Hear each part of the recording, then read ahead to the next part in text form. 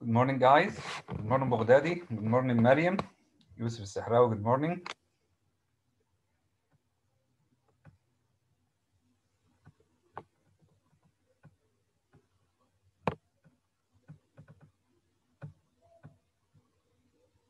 Morning, all.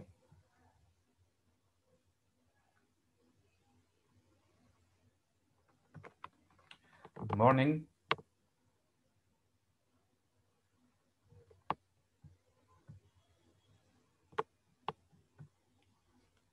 Yasin, can you hear me?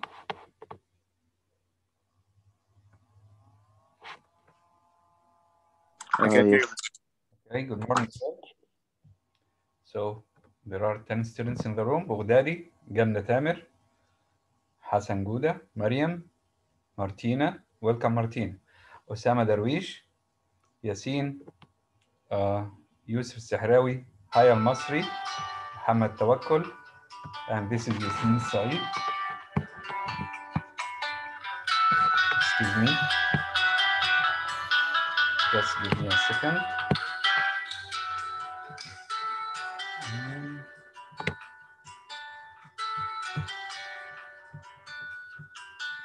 I'll answer this phone only.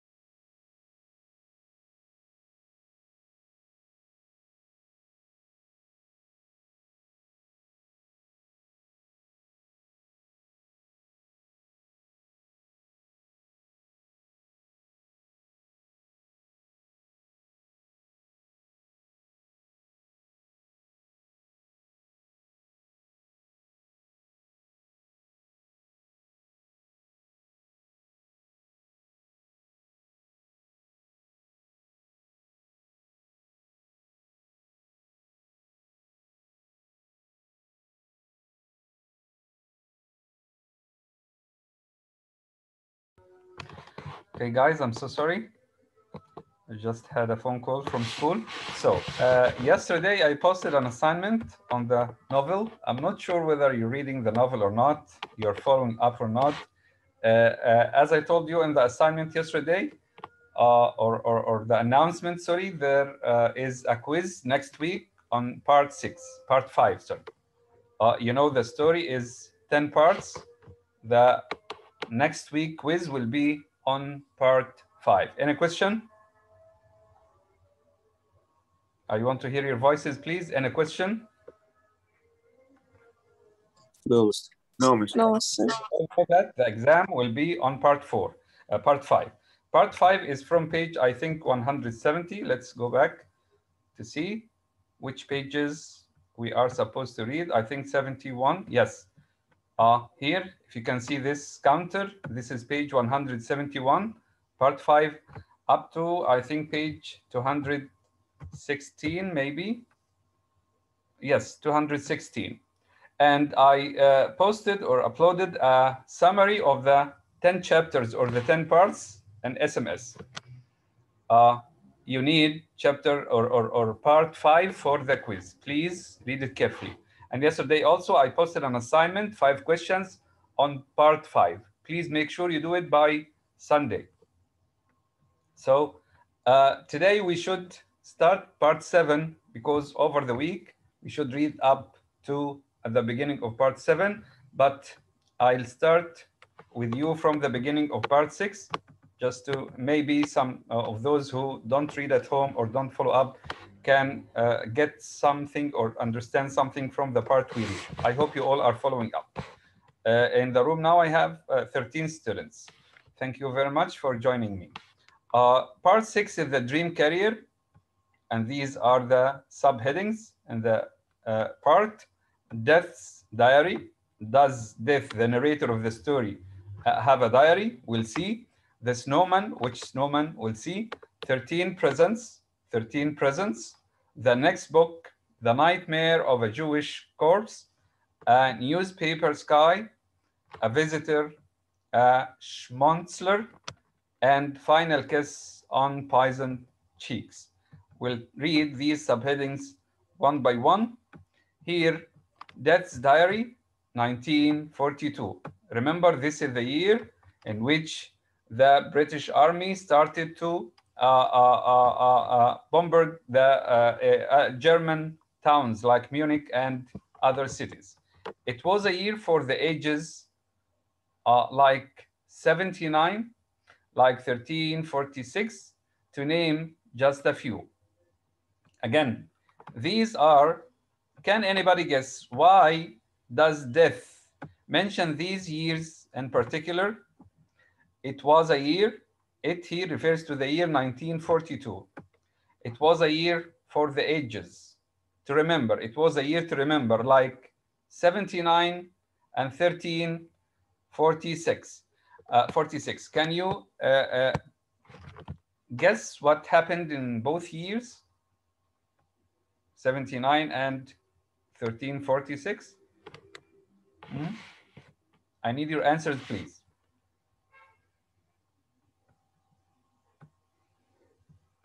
Yasin, can you guess what happened in both years, 79 and 1346?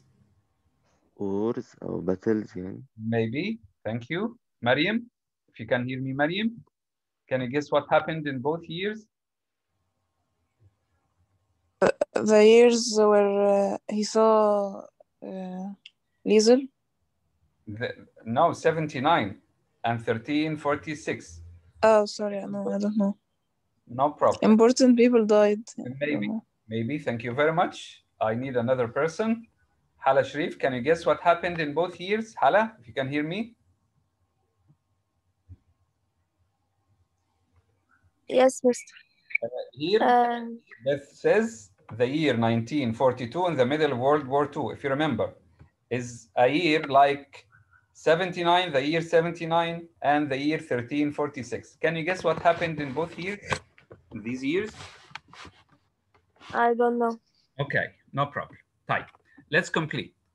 As Yasin said, maybe important people, or Mariam said, important people died, or a large number of people died. Maybe there was an epidemic or a pandemic in which a lot of people died. To name just a few, these are just two examples. Death gives us, forget the scythe. You know the scythe is the tool farmers use to cut the crops, scythe. And this is the tool Death or the person representing Death carries all the time. You know it. Good damn it. I needed a broom or a mop, and I needed a vacation. He doesn't carry a scythe. A small piece of truth. This is Death saying about himself, I do not carry a sickle or scythe. These are the tools with which we cut crops. I only wear a hooded black robe when it's cold. And I don't have those skull-like facial features you seem to enjoy pinning on me from a distance. You want to know what I truly look like? I'll help you out. Find yourself a mirror while I continue. Okay, so Death will tell us what he looks like. So he doesn't carry, as he said, a sickle or a scythe. I actually feel quite self-indulgent at the moment, telling you all about me, my travels, what I saw in 1942. On the other hand, you're a human. You should understand self-obsession. The point is, there is a reason for me explaining what I saw in that time.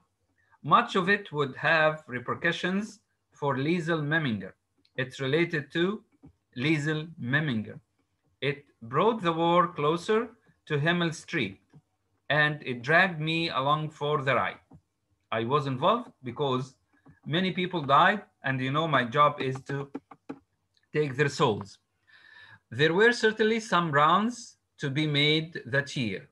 From Poland to Russia to Africa, a large number of people died, and Death needed to travel from place to place to take people's souls because it's his job, and back again. You might argue that I make the rounds no matter what year it is. Yeah, you take the souls, Death, dear Mr. Death, you take our souls all the time. But sometimes the human race likes to crank things up a little. They increase the production of bodies and their escaping souls. Yani people would like to give me or make me give me some more work by killing one another. Okay? A few bombs usually do the trick. Or some gas chambers, as Hitler did with the people he arrested. Or the chit-chat of faraway guns. The sound of the guns. People make me take their souls using these things. If none of that finishes proceedings, it at least strips people of their living arrangements. And I witness the homeless everywhere. They often come after me and I wander through the streets of molested cities. They beg me to take them with me. Those who are homeless beg Death to take their souls. Okay, please take our souls. We want to die. We don't want to live such a life. Not realizing I'm too busy as it is. They do not realize that I have some other work. I have too many souls to take. Your time will come. Your turn will come. I convince them, and I try not to look back. At times, I wish I could say something like, don't you see I've already got enough on my plate? Don't you see I've already got enough on my plate? I want someone to explain this sentence or this question. I just want to make sure that you are following up, guys. Who can explain this question here? Who asks this question and what does it mean? What does the speaker want to say? Haya, go ahead. Thank you, dear. That he has already taken a lot of souls, yani. Many people died. Yes, thank you. He asked this question to those homeless people who want to end their lives. They ask him to take their souls. Please, Mr. Death, take us with you. He answered them, don't you see I've already got enough on my plate? I have already a large number of people whose souls I have to take. Thank you, Haya. But I never do. I want to say them to them. I want to say this sentence or this question to them, but I never do. I complain internally. I complain to myself. As I go about my work, I keep silent. When they say, why don't you take our souls? I don't answer, and I complain that I have too many souls to take. And some years, the souls and bodies don't add up. They multiply. If in a specific year, for example, I take 100 souls, in some other years, I take thousands or millions in the time of wars and plagues, as you know. An abridged roll called for 1942. The desperate Jews, their spirits in my lap, as we sat on the roof next to the steaming chimneys.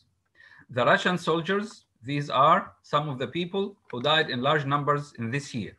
The Russian soldiers taking only small amounts of ammunition, relying on the fallen for the rest of it. The soaked bodies of a French coast, beached on the shingle and sand. All these are scenes of the places where he took a large number of souls. I could go on, but I've decided for now that 3 examples will suffice. These are just 3 examples of the places from which I took too many souls. 3 examples, if nothing else, will give you the ashen taste in your mouth that defined my existence during that year. Again, the year 1942 was in the middle of World War II, and it was the year with the largest number of deaths. So many humans, so many colors. You know, the narrator Div is interested in colors all the time. They keep triggering inside me. They harass my memory. I see them tall in their heaps, all mounted on top of each other. There is air like plastic, a horizon like setting glue. There are skies manufactured by people, punctured and leaking, and there are soft coal-colored clouds beating like black hearts. And then there's death, making his way through all of it. On the surface, unflappable, unwavering, below, unnerved, untied, and undone. In all honesty, and I know I'm complaining excessively now, I was still getting over Stalin in Russia, the so-called Second Revolution, the murder of his own people. Then came Hitler. Yani I've just finished taking the souls of people who were killed by Stalin in Russia. Then it came Hitler's turn. I've just finished or done with Stalin. Then I came to Hitler. I am undone. I don't finish my work. I do this all the time. This is my duty. I have to take people's souls every second. But sometimes the number is increasing or doubling. They say that war is death's best friend. Again, remember this. They say that war is death's best friend because a large number of people die in wars, as you know. But I must offer you a different point of view on that one. To me, war is like the new boss who expects the impossible. He stands over your shoulder, repeating one thing incessantly, nonstop. Get it done, get it done. So you work harder, you get the job done. The boss, however, does not thank you. He asks for more. Often, I try to remember the strong pieces of beauty I saw in the time as well. I plow through my library of stories. I look through my library of stories. In fact, I reach for one now. I remember one of these stories in which I took the souls of a large number of people. I believe you know half of it already. And if you come with me, I'll show you the rest. I'll show you the second half of a book thief. Unknowingly, she awaits. She here refers to the book thief or Liesel. She awaits a great many things that I alluded to just a minute ago, but she also waits for you. So Liesel awaits a great many things. A large number of people she knows will die soon. She's carrying some snow down to a basement of all places to play with hands. Because, to play with Max. Max wanted to see how it looks like outside in the street. It was snowy. She, along with Hans, brought some snow to the basement for Max. Handfuls of frosty water can make almost anyone smile, but it cannot make them forget here she comes. And,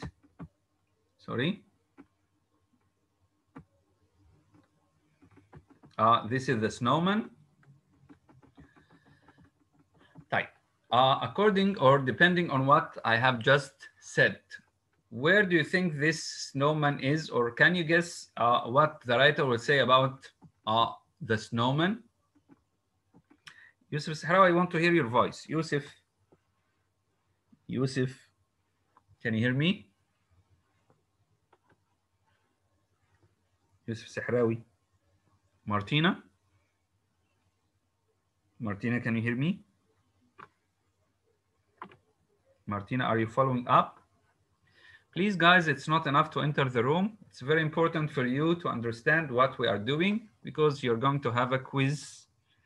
And maybe the quiz this time will not be MCQs as usual. It will not be fine to look for it on the internet. Maybe I'll ask you to show me your cameras.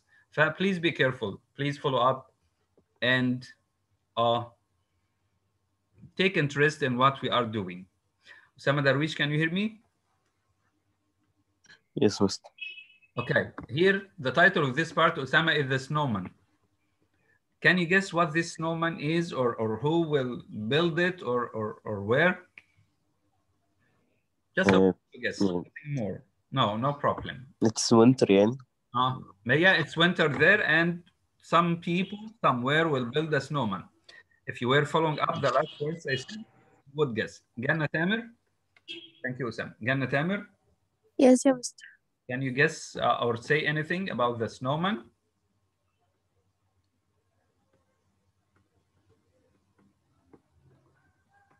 Right. Ganna, you know that Max is hiding in Hans's basement, right?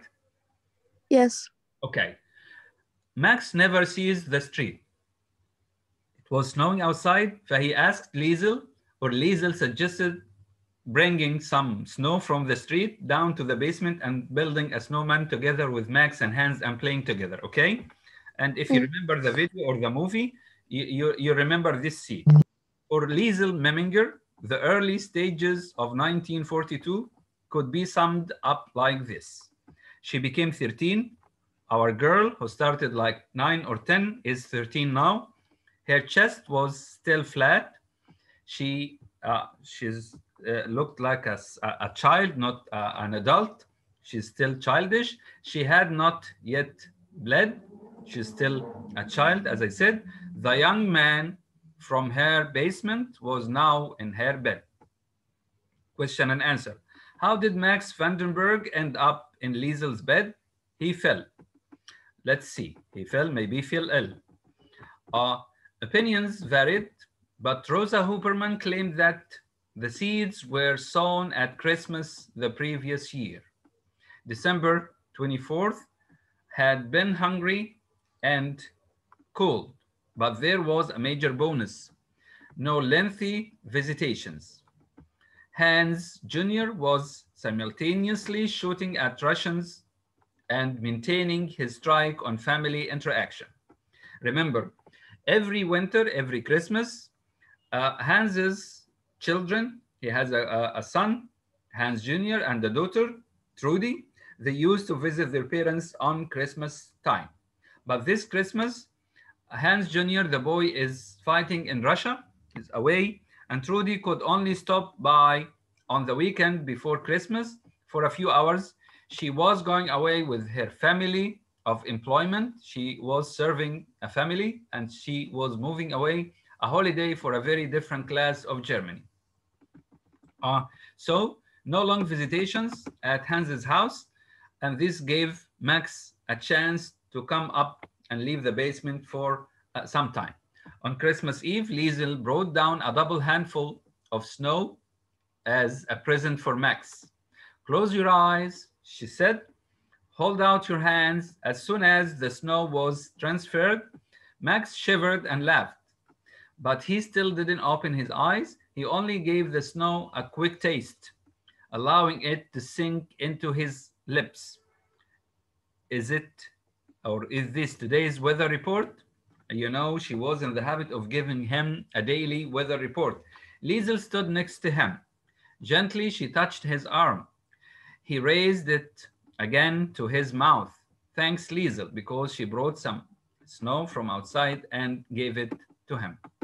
It was the beginning of the greatest Christmas ever. Little food, no presents, but there was a snowman in their basement. After delivering the first handfuls of snow, Liesel checked that no one else was outside, then proceeded to take as many buckets and pots out as she could. She filled them with the mounds of snow and ice that blanketed the small strip of world that was Himmel Street. Once they were full, she brought them in and carried them down to the basement. It's much effort, as you can see, just to make Max happy. All things being fair, she fell through a snowball at Max and collected a reply in the stomach. And she threw it at him and he threw it in her stomach. Max even threw one at Hans Huberman and he made his way down the basement steps. Arschloch, you know this word, Papa yelled. Liesel, give me some of that snow, a whole bucket, for a few minutes. So Hans joined them and the three of them were throwing snow at one another. They all forgot. There was no more yelling or calling out, but they could not contain the small snatches of laughter. They were laughing. They were only humans playing in the snow like children in a house, in a basement. Papa looked at the snow, filled pots. What do we do with the rest of it? So we still have much snow. A snowman, Liesel replied. We have to make a snowman. Papa called out to Rosa. The usual distant voice was hurled back. What is it now, Zauker? Come down here, will you? So Hans asked Rosa to join them. When his wife appeared, Hans Huberman risked his life by throwing a most excellent snowball at her, just missing. It disintegrated when it hit the wall, and Mama had an excuse to swear for a long time without taking a breath. Once she recovered, she came down and helped them. She even brought the buttons for the eyes and nose. She helped them building the snowman and some string for a snowman's smile. Even a scarf and hat were provided for what was really only a 2-foot man of snow, about 60 to 70 centimeters. A midget, Max had said. What do we do when it melts? Liesel asked. Rosa had the answer. You mop it up, Zaumensch, in a hurry. You clean it up clearly in a Zaumensch. Papa disagreed. It won't melt. He rubbed his hands and blew into them. It's freezing down here. Melt? It did, though, but somewhere in each of them, that snow was still upright. They still remember it after it melted. It must have been the last thing they saw that Christmas Eve when they finally fell asleep. There was an accordion in their ears, a snowman in their eyes, and for Liesel, there was the thought of Max's last words before she left him by the fire. Christmas greetings from Max Vandenberg. Often I wished this would all be over, Liesel, but then somehow you do something like a walk down the basement steps with a snowman in your hands. Unfortunately, that night signaled a severe downslide in Max's health. He got ill, maybe because of the snow he kept catching and throwing and building. The early signs were innocent enough and typical. Constant coldness, swimming hands, increased visions of boxing with the Führer. You know, Max was in the habit of imagining that Hitler came back down to him in the basement and he kept fighting Hitler and winning again and again. It was only when he couldn't warm up after his push-ups and sit-ups that it truly began to worry him. As close to the fire as he sat, he could not raise himself to any degree of approximate health. He felt ill. Day by day, his weight began to stumble off him. He couldn't have balance. His exercise regimen faltered and fell apart with his cheek against the surely basement floor. He fell on the floor. All through January, he managed to hold himself together, but by early February, Max was in worrisome shape. He would struggle to wake up next to the fire, sleeping well into the morning instead. His mouth distorted and his cheekbones started to swell. When asked, he said he was fine, although he was very ill. In mid-February, a few days before Liesel was 13, he came to the fireplace on the verge of collapse. He nearly fell into the fire. Hans, he whispered, and his face seemed to cramp.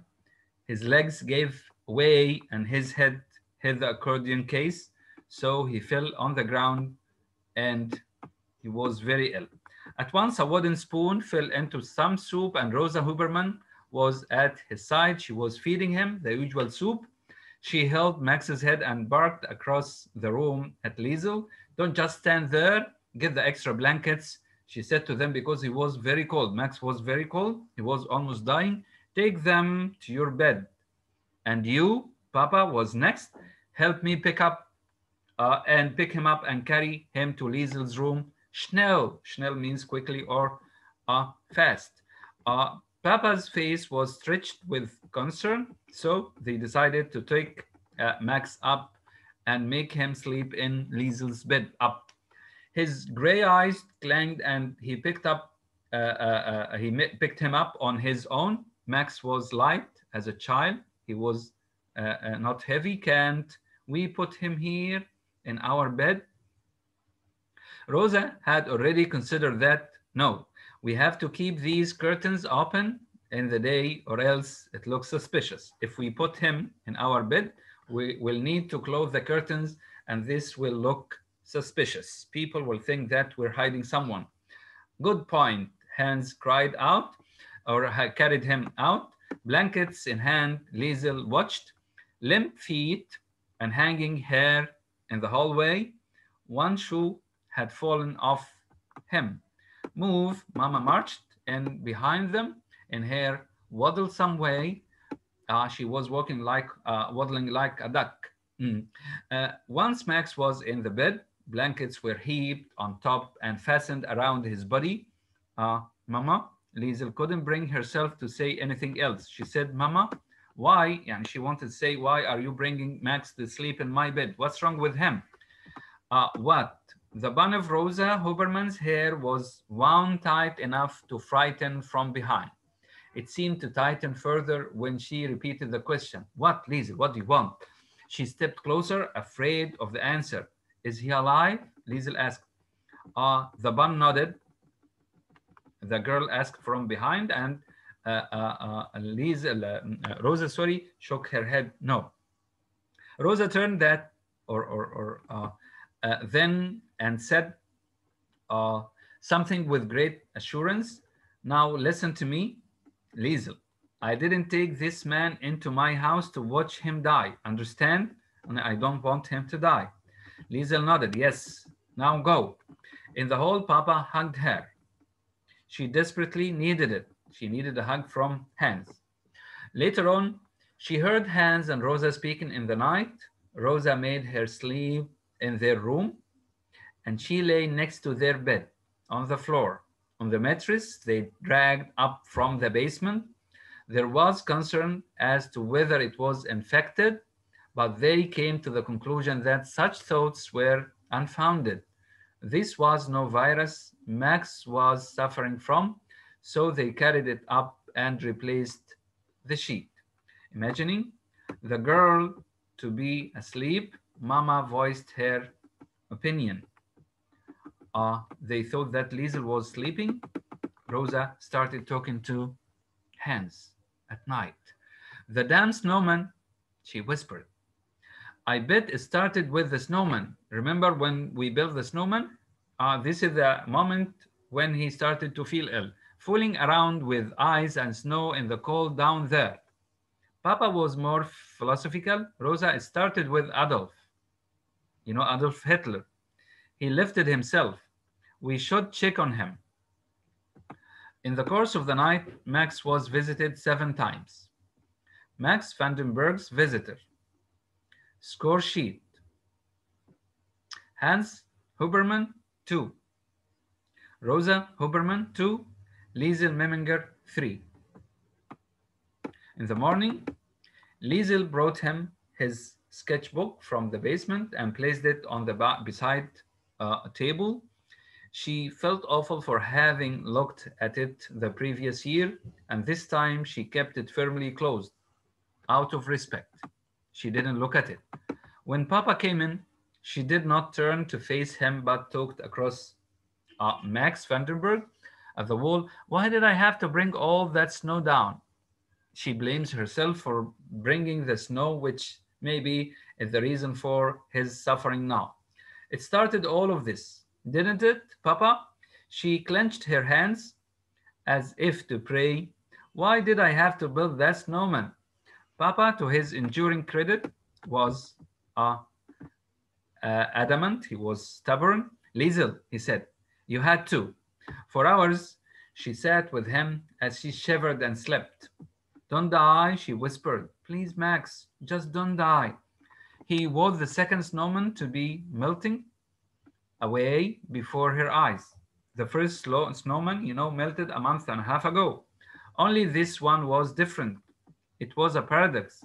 The colder he became, the more he melted. Snowmen melt when they feel or when they become warmer or hotter. But Max melted when he felt colder. Thank you very much. I'll stop here and end the session now and see you in 5 minutes.